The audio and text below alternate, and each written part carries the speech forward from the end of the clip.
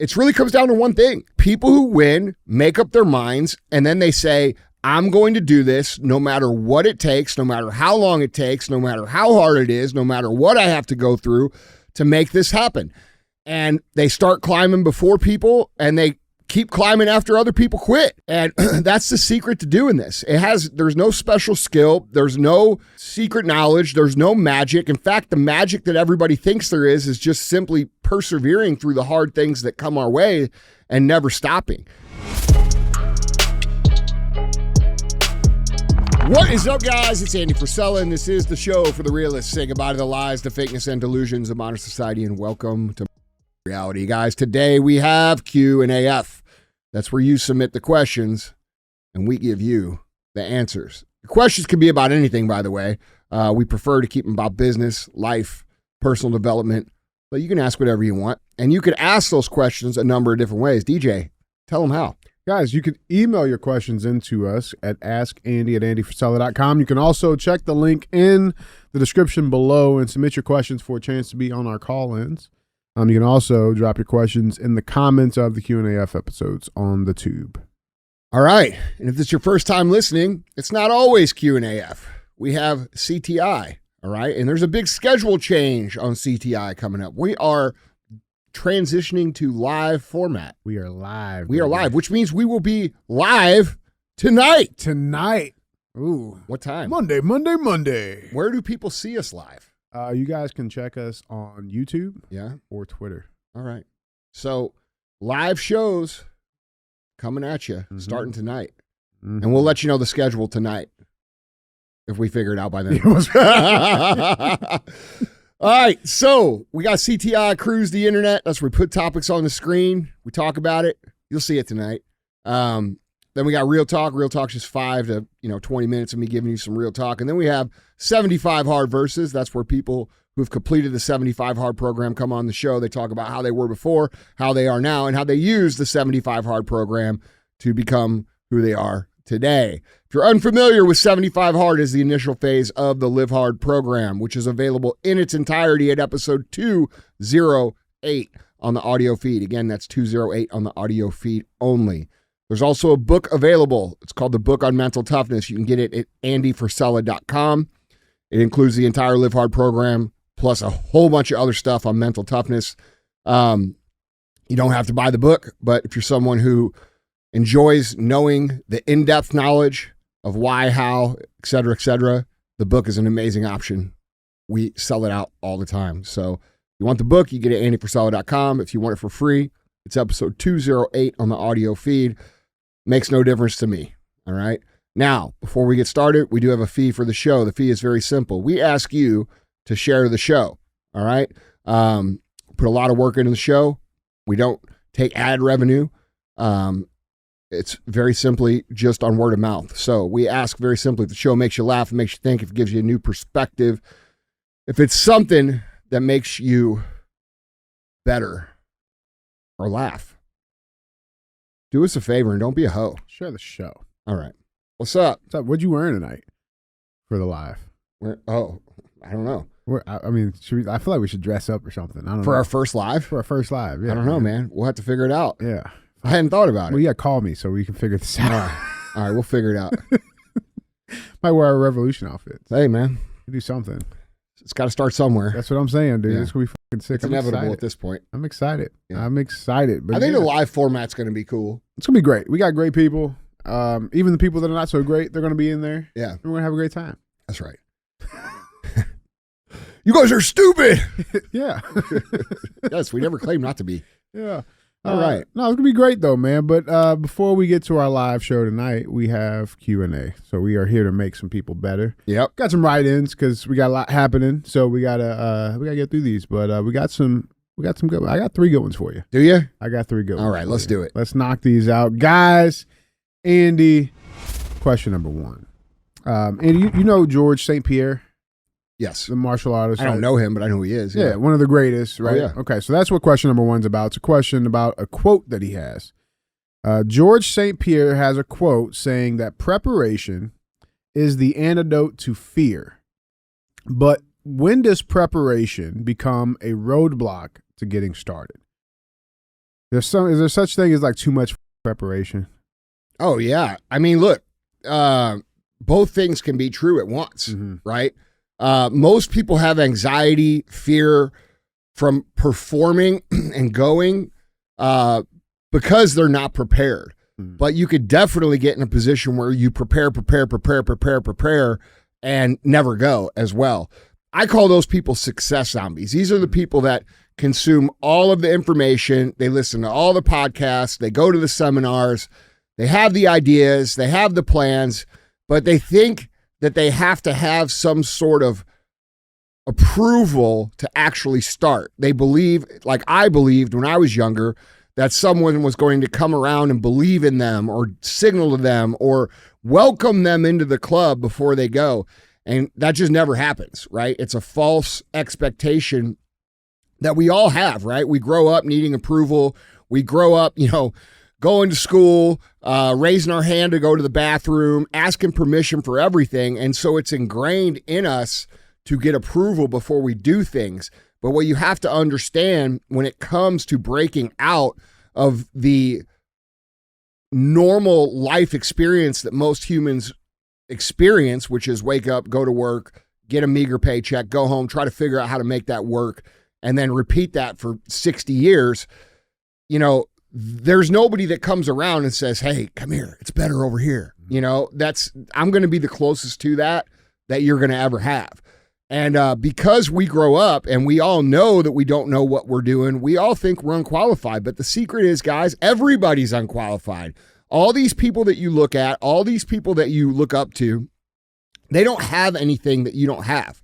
They just do things differently than you do. And what they do and what unsuccessful do, and this comes from my observation of many, many years, it really comes down to one thing. People who win make up their minds and then they say, I'm going to do this no matter what it takes, no matter how long it takes, no matter how hard it is, no matter what I have to go through to make this happen. And they start climbing before people and they keep climbing after other people quit. And that's the secret to doing this. There's no special skill. There's no secret knowledge. There's no magic. In fact, the magic that everybody thinks there is just simply persevering through the hard things that come our way and never stopping. And that sounds overly simple. And because it sounds simple, a lot of people believe that it's bullshit, but it's not. It really is that simple. That's why training yourself to become somebody who can adhere to a plan, meaning discipline, is the most important skill that you can develop in yourself. Most people believe that people are either born with discipline or they're not. They either have it or they don't. And while it can appear to be that way, it's just not the truth. All right. Discipline is a skill that has to be nurtured, invested in, maintained, watched forever. It's something that you have to invest in and be aware of forever. It is diminishing skill set. It is no different than playing a musical instrument. If you play a musical instrument for 10 years and you quit for 10 years, it's almost like starting over. All right. This is on a shorter scale. Okay. Like if you eat good for 2 weeks and then you eat bad for 2 weeks, you got to start over. So when we think about discipline, we have to stop thinking about it as a trait that we are gifted with and start thinking of it as a skill that we develop. And when you develop that skill of adherence through building your discipline by leaning into the things that are uncomfortable intentionally and making sure that your boss voice, the voice that tells you what you should do versus your bitch voice, the voice that tells you why you shouldn't do it and why it's going to be okay, you got to make sure that voice wins all the time. And that's what Live Hard is all about. That's what 75 Hard is all about. It's not a fitness program. It's a mental training program for you to learn how to adhere no matter what's going on in your life. And if you can develop that skill, there is no other skill that you actually need in order to succeed, because you're going to go and you're going to make the mistakes. And when you make the mistakes, you're going to learn the lessons and you're going to put that skill into your little tool belt. And then you're going to apply that skill the next time. So that same lesson that you learn, it's something that you learn forever if you're at least somewhat intelligent. Okay. So if you could develop the ability to not quit and the ability to learn from your mistakes, and you're willing to go, there's really nothing that can stop you from getting there if you go on a long enough timeline. And that's the secret, man. So yeah, that's a really good quote. And yes, you're going to have way less anxiety when you don't prepare. Or I'm sorry, you're going to have way more anxiety when you don't prepare. But there is a time where it's like, all right, I need to go do this. This is what I need to do. And we see this too in all different areas. It's not just business. Like, we see this with workouts, right? Like, people buy a treadmill for their house. I'm going to do this. And then it becomes a clothes rack. Right. Or they buy all the new fitness gear. They buy the new shoes, the new shorts, the new shirt, the newest watch, all the shit. And they get it all. And they're like, when I get it all, I'll go. And then they still don't go. And this is just comes from people believing that they don't have what it takes. But dude, that is a complete lie. And you have been conditioned over the course of your life to believe that you are incapable of things because they want you to be small, weak, dependent on their systems. And the last thing they want is a population of independent achievers that are willing to go out and build, create, and become anything that they want to do, because it makes them hard to control. So when you think about where that doubt comes from, you have to remember that it comes from a system that is designed to keep you weak, to keep you small, to keep you fat, to keep you uneducated, and to keep you in this place of just getting by for the purpose of control. And for me personally, that pisses me off. Yeah. Okay. And I get so pissed that I say, this is not going to be how it goes for me. And regardless of what's going on in the world, regardless of the economy, regardless of the president, regardless of the socioeconomic climate, there is always going to be room for people that develop this skill and go. These are going to be the movers and the shakers, the people who lead, the people who build, the people who do things. And guess what? Those people are tired too. Those people are unsure too. Those people have doubts too. But they have committed themselves to a process of perseverance no matter what. No matter what.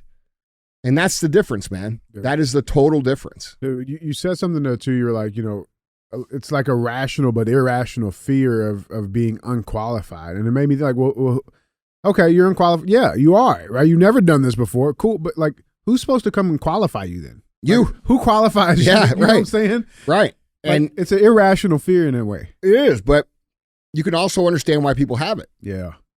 I mean, like, it doesn't mean there's something wrong with somebody because they have doubts, bro.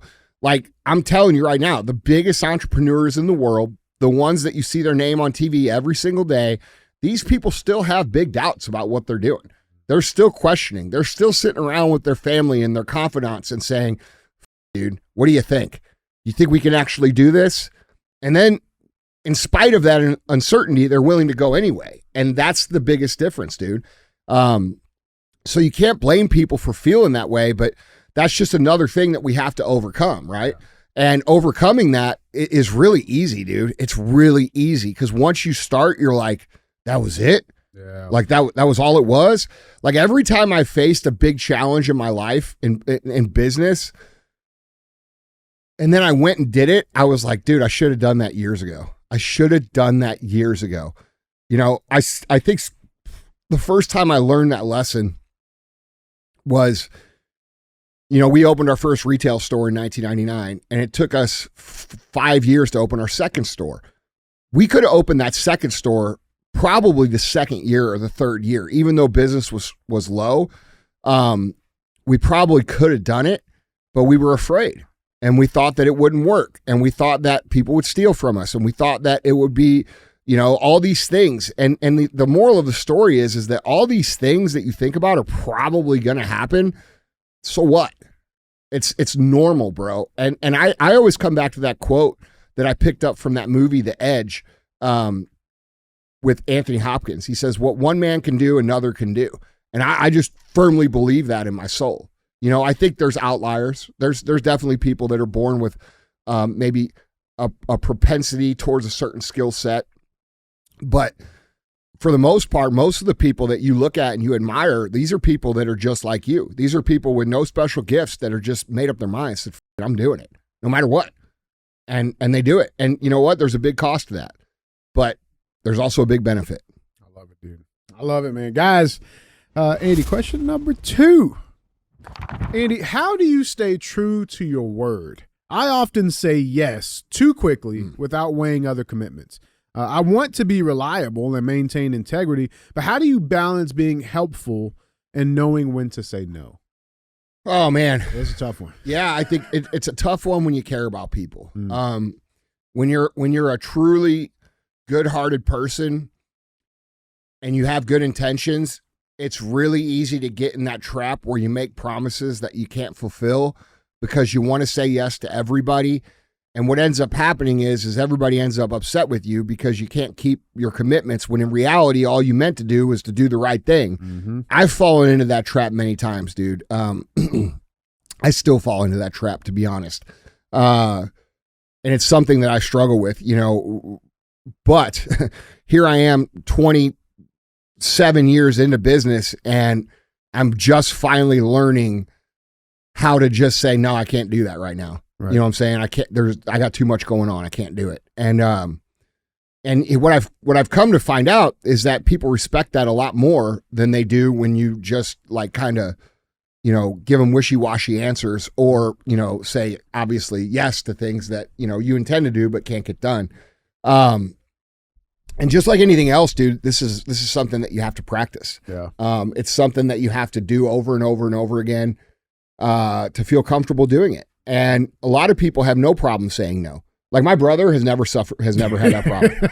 You know what I mean? Yeah. Like he's never, and I don't think it's anything other than he realizes because he's got such a busy life that he really can't afford to do it because he doesn't have the time.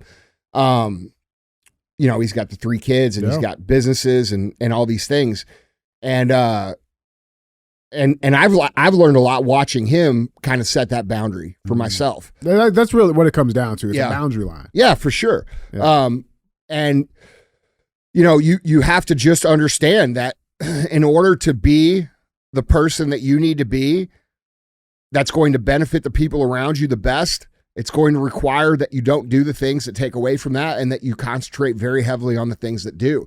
And unfortunately, that's going to upset some people. Unfortunately, that's going to feel uncomfortable. But the reality is the long-term benefit outweighs the momentary discomfort of saying no. So it's something that we have to practice. It's something that you have to get comfortable with. And once you do, it'll save you a lot of time, a lot of frustration. And what you'll find is that people actually respect you more. And you're not disappointing people all the time because they have a clear answer.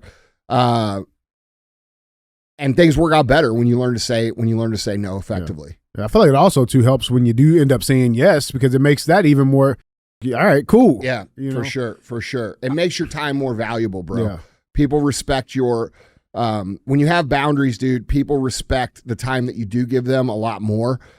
And yeah, I mean, dude, look, this is just something I think most people struggle with. I think most people struggle with this way more than I do.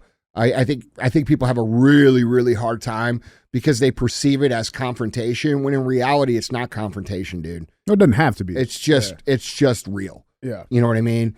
And there's ways to say it without, having to just be like, nope. You know what I mean? Like hell no. Yeah, right. And sometimes that's appropriate. Yeah. But yeah, man, it's practice. It's understanding where the juice is worth the squeeze in terms of what you're trying to accomplish, what your obligations are to the people around you. And if you consistently say yes to everybody, you got to understand that everybody else that you're responsible for is going to suffer for that. Or when you have to say no, then it's like, well, fuck you. Yeah. Because they're so used to you saying, yeah. I want to talk about this because I know we have a lot of young listeners who they're either, just getting started in maybe entrepreneurship but they might be coming into some money, right? And I know this is a struggle. We've talked about this before, but saying no in financial situations, dude. Yeah. Like is that tougher than a time commitment? No, it depends on what it is. I have a couple rules that, because like, dude, what happens is when you start making money, everybody asks you for some. Yeah. Well, you got the money tree in the backyard, right? Of course. Yeah. You just go back and pick it, right? It doesn't mean nothing to you. Yeah. Right. Because you got a lot of it.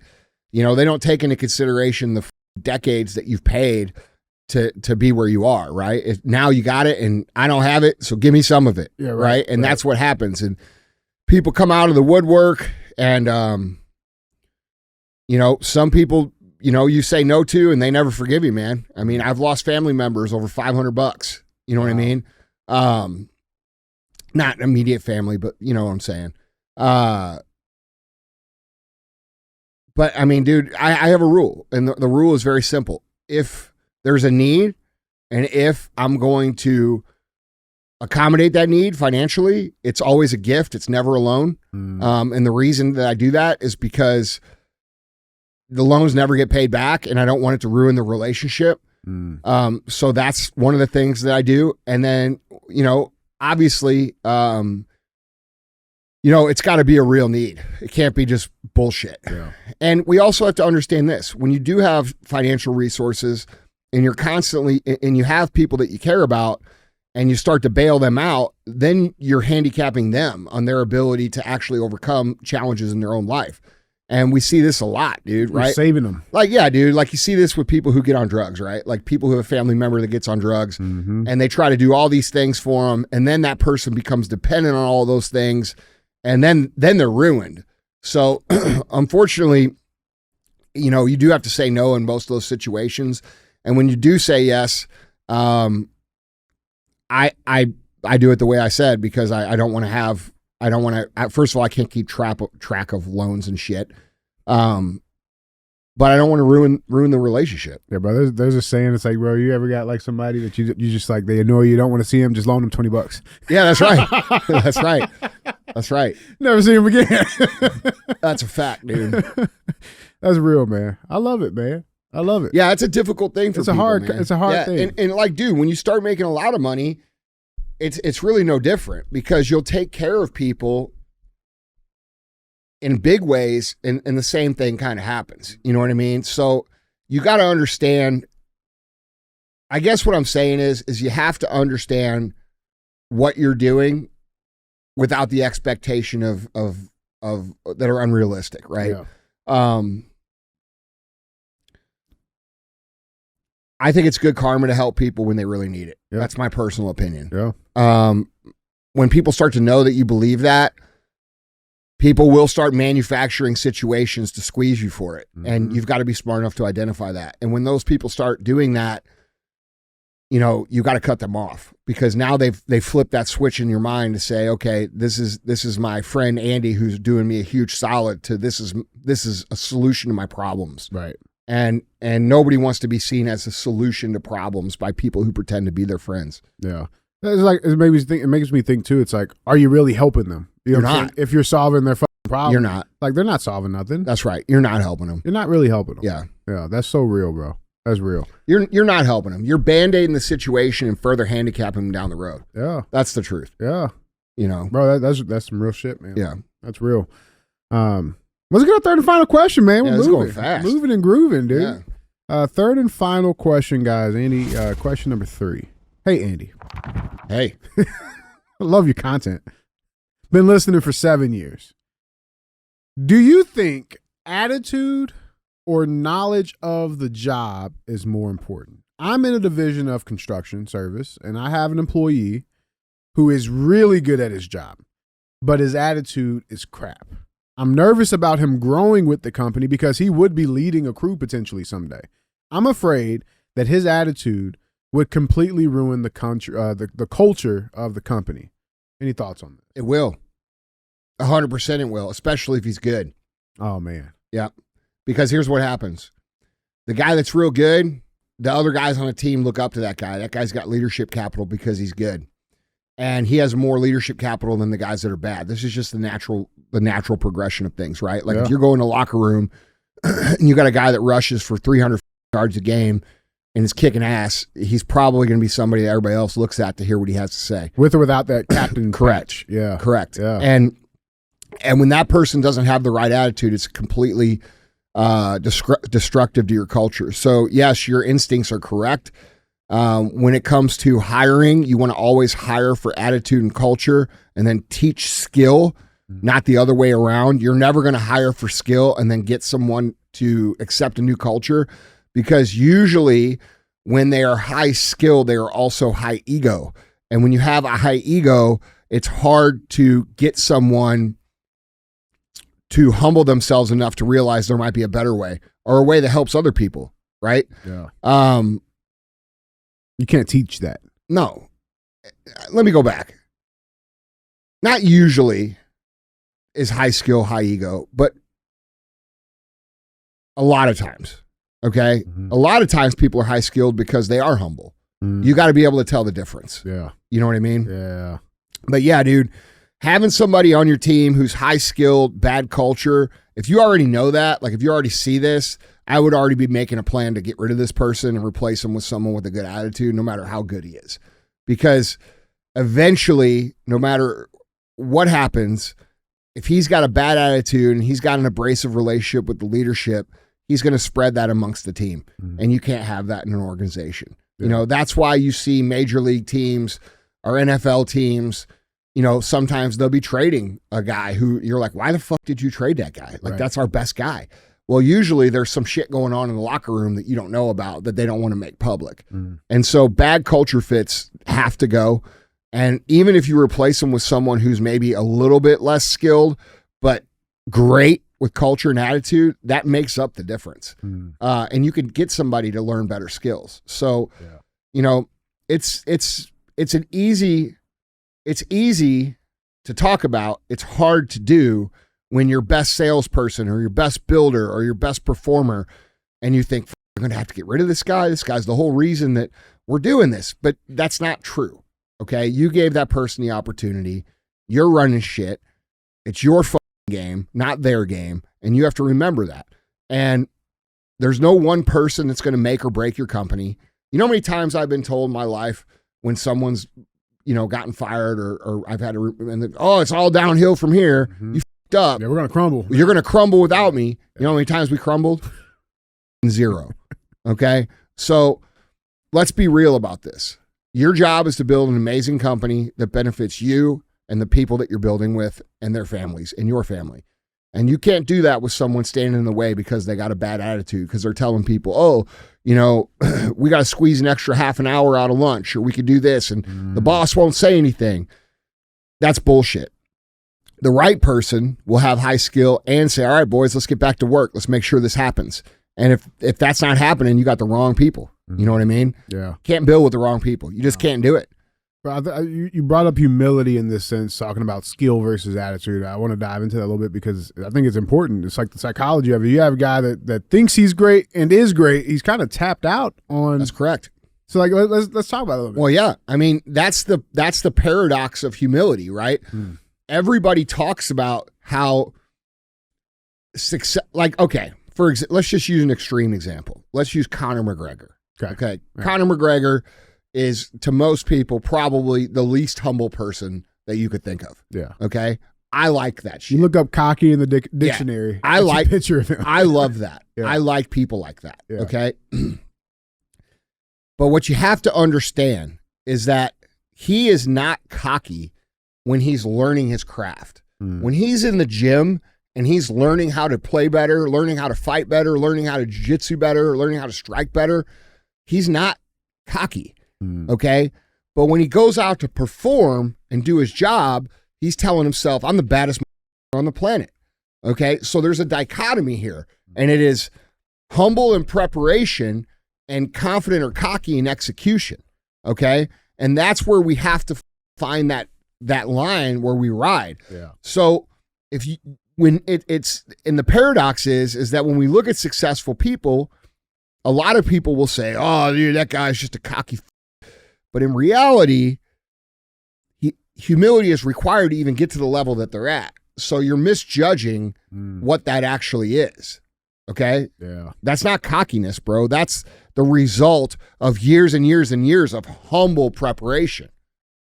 You see what I'm saying? Absolutely, dude. So, you know, there's this idea. I mean, dude, it's funny because like the average, you know, person's idea and viewpoint of a successful person is almost like backwards in the way that they think about it. You know, they think, oh, well, that person is where they are because they were born into this family, or they got this, or they got that. Bro, I don't know very many successful people that came from soft circumstances. Almost every single person that I know that's self-made came from shit that they had to claw their way out of, which is what equipped them with the grit, with the fortitude, with the perseverance, and the skill set to actually go and be successful in their life. And, you know, people don't think of that. They think, oh, dude, that guy was born on third base and he thinks he hit a triple. And they tell themselves all these stories, but that's just not the truth. The truth of the matter is that becoming a successful human being is so hard that if you dump that on someone who was born with privilege, bro, they're going to crumble. Okay. So when we think about this, that's the wrong perception that people have. Another one is about this humility thing. Yeah. Everybody wants to talk about humble. He's not humble. Bro, humble is what losers say to take people out that have done shit more than them. That's the truth, okay? They say this shit without realizing that the person who they're calling not humble, humbly put in 10, 20, 25 years of work learning their craft to become great at it. So they have a right to feel good about who they are and the skills they have. And in fact, when they go out to perform, whether it be business or in sports or on a stage for music or whatever, you have to believe that you're going to win or you're going to get your ass beat. So that's another misconception. And there's all kinds of misconceptions that the average person has of the successful person that are just completely false. Yeah. And honestly, they're just justifications for why that, you know, the person saying them is where they are and that successful person is where they are. Yeah. So, you know, humility is a requirement for success. And to say to someone, you know, like when they start to win, oh, you know, don't forget to be humble. Well, I wouldn't be winning if I wasn't humble, bitch. Like, I got to learn, right? Right. Like, we're all born with a blank slate. You can't learn if you're not. That's humble. right. I don't know what I don't know. So how did I learn this shit? Well, I had to be humble enough to accept that I didn't know and I had to learn. And the more I learn and the more I practice, the better I get. And eventually you get to a point where you know you're pretty skilled. But the downfall comes when people think they have no more to learn. Like they get to Connor's level and they say, all right, well, I'm the greatest of all time at what I do and I can't get any better. Well, that's when they start to go down. Tapped out. Right. And the true champions, the people who win from, you know, the time they start winning through their whole life, they might appear to have an extraordinary level of confidence, but behind closed doors, they're always examining their own skill set. They're always auditing where they really are. They're telling themselves the truth. And if we're being honest, most of the people underrate themselves in terms of how good they are versus overrating themselves. Because behind closed doors, you almost have to do that. You're like, all right, well, I'm not as good as I think I am, so I got to get better. Right? So while the world might see these people as great, they don't see themselves as great. They see themselves as still that beginning person who doesn't know shit, who's trying to figure it out and go. Dude, that's how I look at myself behind closed doors. You know, people see me yelling into a mic or on stage or doing this or that or riding around and doing cool things in my life. And they think, oh, look, that guy thinks he's the shit. Actually, it's the opposite. Actually, I'm still trying to get better. And I'm enjoying some of the process along the way. 100%. You see what I'm saying? 100%. So let's talk on this last question. Let's talk about attitude adjustment, though, right? Because I'm thinking about this, and I got so many thoughts on this, but it's like you're saying prepare to get this guy out, right? Yeah. Is there a chance? Is there any last ditch effort that this guy can do to try to save, quote unquote, save this guy? Right? Sure, Like, it might not even be a last ditch effort. Like, how much time has this person put into cultivating this guy's culture? yeah. Like, have you tried to cultivate an intentional culture? Have you worked with your team? Have you? Yeah. You're saying he got a bad attitude. Have you even tried to have? That's it. Yeah, like you just be. And dude, maybe he's unaware that he has a bad attitude. Maybe he's unaware of his own leadership capital. You know, sometimes because no one ever comes along in your life, at least in very few circumstances, you're the leader. You're the leader. You're the leader, right? And even if you're someone that a lot of people look up to, sometimes you're like, why the fuck are these people looking up to me? Because you're you and you've lived your whole life. So you don't really see that there's anything special there. Yeah. Right. You're just doing your shit. And because of that, you don't value your own leadership ability. So you're loose with your leadership. And what I mean by that is you might say things or do things or things that aren't representative of good leadership because you're thinking like, oh, I'm just one of the guys. Like, it doesn't matter what I say. And they're not aware that they're operating is really setting the tone for everybody else. And sometimes it's just as simple as pulling someone aside and saying, hey, look, dude, I'm going to tell you something and you need to listen to me. All these dudes that you're around listen to you. They look at you. They think you're the leader. And when you do this and that and this, that up everything we're doing. And it them too.